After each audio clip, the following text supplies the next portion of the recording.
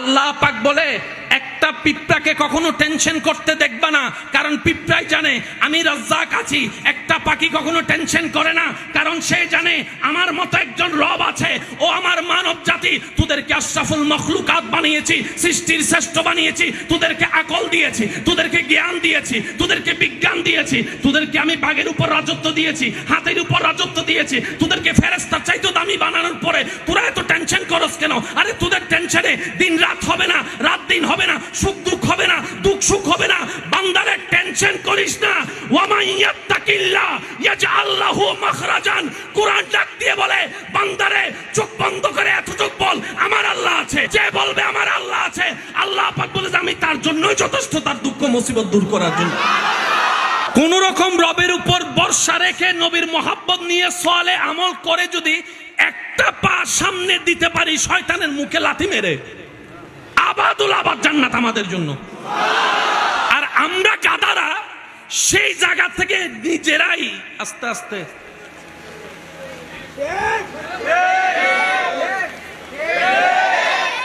ওলামায়ে কেরাম কি বলবে জানি না, আমি পাগল মানুষ, পাগলের কথা বলে যাই। নবী রাহমাতুল লিল আলামিনের উম্মত হয়ে যদি আমরা জান্নাত না পাই, অন্য কোন নবীর উম্মত সহজে জান্নাত পাবে বলে আমার মনে হয় না। আমার মনে হয় না। আপনি কেমন নবীর উম্মত হওয়ার কারণে জানেন? ফেরেশতার কোনো গুনাহ, ফেরেশতার কোনো গুনাহ, আমাদের গুনাহ, ফেরেশতার কোনো ভুল, আমাদের ভুল, ফেরেশতার আমলের নেকি আর নেকি, আমাদের আমলের নেকি বলতে তেমন কিছু। কিন্তু আল্লাহ আপনাকে এমন সম্মান দান করেছেন নবীর উম্মত হওয়ার কারণে, দুইটা ফেরেশতাকে আল্লাহ আপনার ডিউটিতে লাগাই রেখেছেন। ফেরেশতাকে দিয়ে আল্লাহ আপনার ডিউটি করাচ্ছে, আপনাকে দিয়ে ফেরেশতার ডিউটি করায় নাই। আর একটু মন খুলে বলেন না সুবহানাল্লাহ। আপনার ডিউটি ফেরেশতা করতেছে, ফেরেশতার ডিউটি আল্লাহ আপনাকে দিয়ে করাচ্ছে না। ফেরেশতা বলে যে আল্লাহ আমার তো গুনাহ নাই, তুমি শেষ পর্যন্ত গুনাহগারের ডিউটি করাচ্ছ আমার মতো একটা নিষ্পাপ ফেরেশতারে দিয়ে।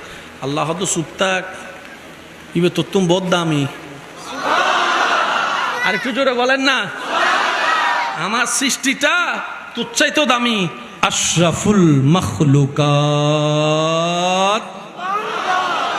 আল্লাহ আমাদের সবাইকে আল্লাহর বান্দার যে কত দাম, নবীর উম্মতের যে কত সম্মান, এটা বুঝে জীবন যাপন করার তৌফিক দান করুন। আমরা যদি বুঝতাম আল্লাহর বান্দা কারে বলে, আমরা যদি বুঝতাম নবীর উম্মতের সম্মান কত, তাহলে গাছতলায় যাইয়া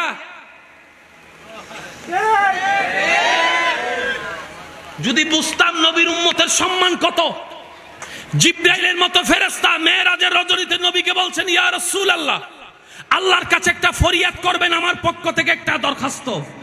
আপনার উম্মত যখন পুলসিরাত পার হয়ে জান্নাতের দিকে যাবে, আল্লাহ যেন আমাকে অনুমতি দেয় আমার সমস্ত পাকা যেন আমি ফুলসিরাতের উপর বিছাই দিতে পারি, ফুলসিরাতের উপর বিছাই দিতে পারি। ও জিবরাইল, ফুলসিরাতের উপর ডানা বিছাই দিয়ে তুমি কি করবা? কয় ইয়া রাসূলুল্লাহ, আপনি যেই উম্মতের জন্য দিনে কান্না করেছেন, দুপুরে কান্না করেছেন, মাগরিবে কান্না করেছেন, রাতে কান্না করেছেন, এবং কি দুনিয়ার থেকে আসার সময় যে উম্মতের জন্য আপনি কান্না করেছেন, মেরাজের মধ্যে গিয়েও যে উম্মতকে ভুলেন নাই, আমি তো জানি আপনি উম্মতকে কত ভালোবাসেন। আপনার উম্মতের পায়ের ধুলাগুলো আমি একটু আমার পাকার উপর নিতে চাই, আমার পাকার উপর নিতে চাই। আপনি আমি সেই দামি আল্লাহ পাক বানিয়েছেন শুধু নবীর উম্মত হওয়ার কারণে। ওই আফসোস বুঝতে পারি নাই গাছতলায় বৈশা।